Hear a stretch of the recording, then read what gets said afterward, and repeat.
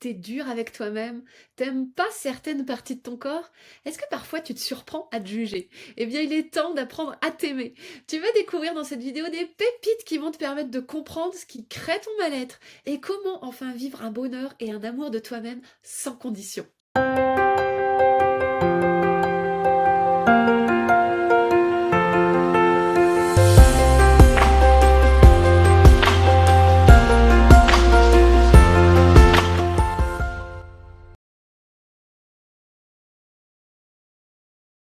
Dès lors où on parle du corps, si on a du mal avec notre corps, tu vois?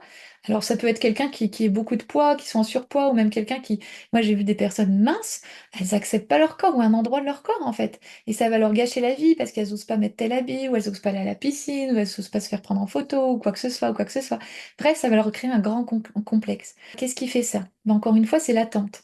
Je suis dans l'attente d'avoir un corps parfait parce que je me suis fait une image mentale du corps que je voudrais. Alors cette image mentale, elle vient peut-être de conditionnements qu'on a eus parce que on voyait notre père qui était intéressé que par des jolies femmes ou qui critiquait sans arrêt sa mère ou que, enfin voilà, tu vois, quand on est né, le conditionnement qu'on a eu à travers nos parents définissent aussi une image de comment on devrait être, tu vois. Selon ton interprétation, selon ce que tu observes de tes parents, selon leur comportement l'un envers l'autre, tu vas te dire, ah attends, il faut pas être gros, il faut pas être comme si. Oh, si ton père critiquait toujours ta mère parce qu'elle avait des grosses cuisses, bah, tu te dis bah, c'est que c'est pas bien. Si je veux plaire à un homme, il faut que j'ai des petites cuisses. Enfin voilà, tu vois, tout vient tout vient un peu de notre conditionnement en fait. Le problème majeur, donc, c'est qu'on est dans l'attente. Alors, on a un idéal de nous, on se crée donc du coup à travers toute notre expérience de vie, depuis qu'on est né, on se crée un idéal de nous. On se dit, attends, il faut. Alors, on se crée un idéal de nous par rapport à ce qu'on a vu à l'extérieur avec nos parents. On se dit, bah attends, il faut être comme ci, comme ça. Si j'ai les cheveux longs, c'est mieux accepté. Si je suis pas grosse, c'est mieux accepté. Si je suis comme ça va être mieux. Il y a d'autres dans des familles, par exemple, c'est oh, attends, si t'es trop maigre, t'es malade. Tu vois, non, il faut prendre du poids, ma fille, sinon tu vas être en bonne santé. Donc, vraiment, le conditionnement familial, ça conditionne l'image que l'on a de nous et l'idéal que l'on attend de nous. Il y a aussi l'idéal que l'on attend de nous au niveau du caractère. Justement, si j'étais quelqu'un qui pleurait beaucoup étant petite et que on me laissait dans mon coin en disant «Ouais, il faut pas pleurer», bah, je me dis: «Attends, il faut pas pleurer, donc je dois pas pleurer. Il faut en plus que j'ai des bonnes notes». Enfin voilà, il y a un idéal de nous qu'on se met et à l'extérieur dans l'image que l'on a de nous et à l'intérieur dans notre caractère. Donc on se met dans un moule. On a un idéal de nous qui correspond à un moule qu'on s'est fait de nous, de ce qu'on a interprété et de ce qu'on a vécu depuis petite, en fait.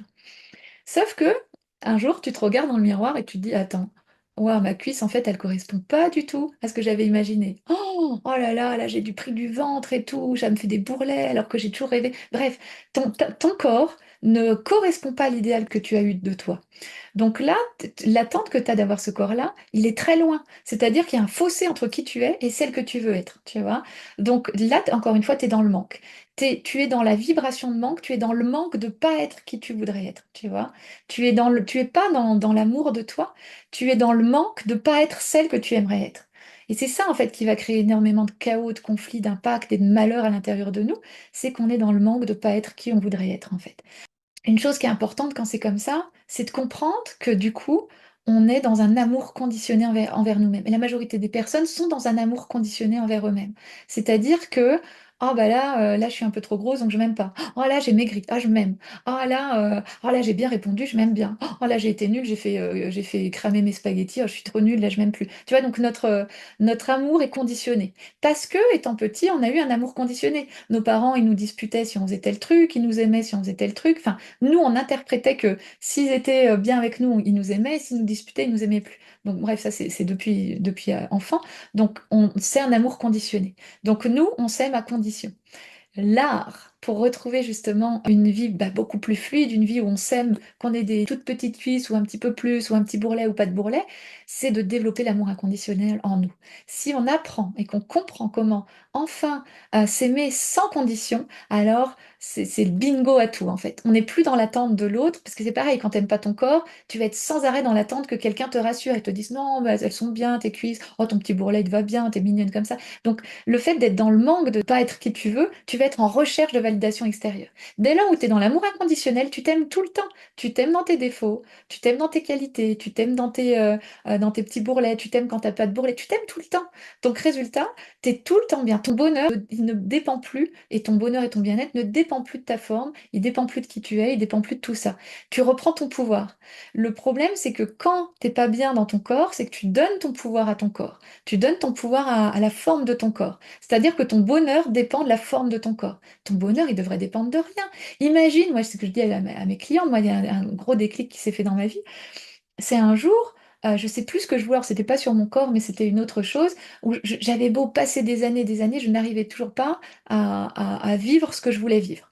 Et un jour, je me suis dit, ok, imagine Carole, si la vie, elle t'emmène, si la vie, elle te fait vivre ça, ce truc que t'arrives pas à avoir, c'est peut-être parce que c'est le meilleur pour toi. Alors imagine si jusqu'à la fin de tes jours, tu ne l'as jamais dans ta vie. Si jamais tu fais cette expérience, mais que c'est le mieux pour toi parce que la vie, elle en a décidé ainsi. Parce que justement, il y a des choses qui m'échappent et peut-être que ce sera le mieux pour moi de vivre ça. Et là, je me suis dit, attends, est-ce que si jamais j'ai ça de ma vie, est-ce que je vais me rendre malheureuse toute ma vie? Ben non, en fait. Et c'est là où, pouf, tu lâches, en fait.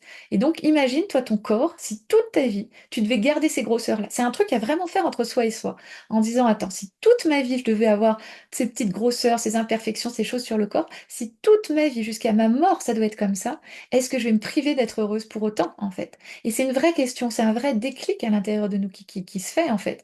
C'est là où on se dit, oh, mais non, et c'est là où on reprend le pouvoir sur notre bonheur en se disant, mais attends, que j'ai un petit sein ou un gros nibar, eh ben c'est pas grave, ça va pas m'empêcher d'être heureuse en fait, ça va pas m'empêcher d'être heureuse. Donc c'est important, et là tu commences à t'aimer inconditionnellement. Alors après, il y a plein de techniques pour apprendre à s'aimer inconditionnellement. Euh, c'est ce que je vois avec toutes mes clientes, mais ça se fait pas du jour au lendemain. C'est vraiment des petites choses à appliquer au quotidien où justement tu réapprends à t'aimer de manière inconditionnelle. Parce qu'on nous a toujours appris à s'aimer de manière conditionnelle et tous ceux qui sont autour de nous s'aiment à condition. Oh, t'es beau, là je t'aime. Oh, là c'est bien ce que t'as fait, je t'aime. Là je t'aime plus, là t'as fait ci. Oh, là tu m'as mis en colère, je t'aime plus. Enfin, tu vois, il y a toujours un amour conditionné. Donc l'amour inconditionnel, encore une fois, comment on y accède? En le travaillant chaque jour, c'est un art de vivre, c'est en réapprenant à aimer en nous ce que l'on n'aime pas. Alors ça, c'est tout un art, mais quand tu y arrives, c'est juste incroyable. Et la deuxième chose, c'est de revenir encore une fois à qui l'on est vraiment, à notre vraie nature, et retrouver notre pouvoir créateur.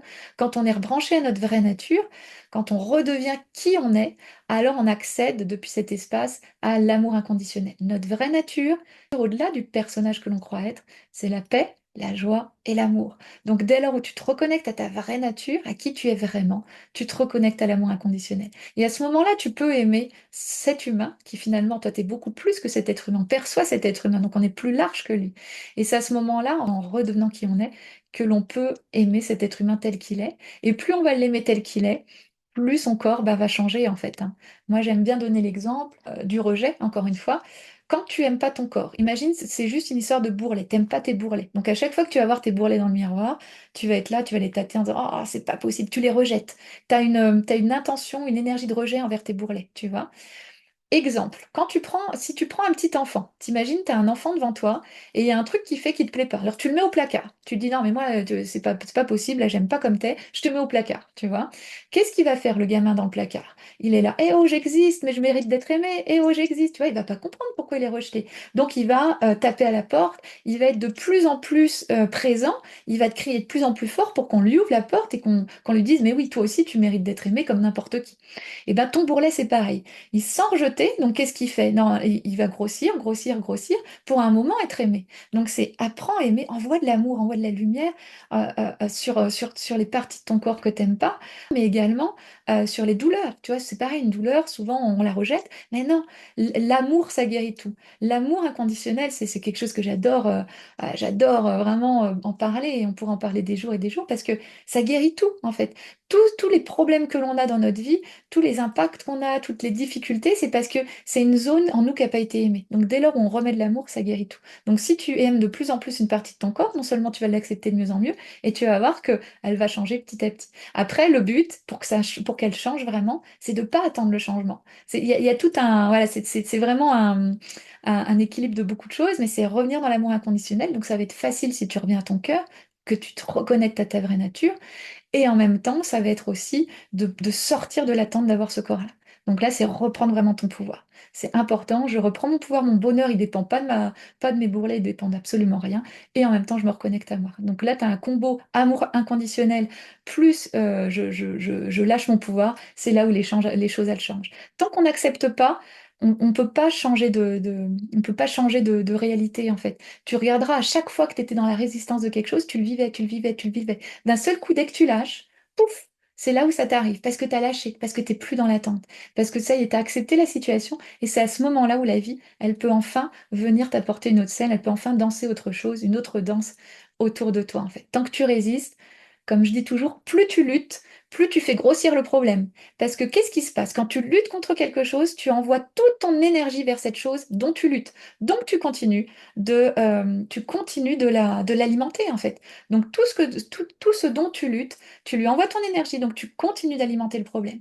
Arrête de mettre ton focus sur ce que tu veux plus, mets ton focus sur ce que tu veux, ou mets ton focus sur ce que tu as plutôt.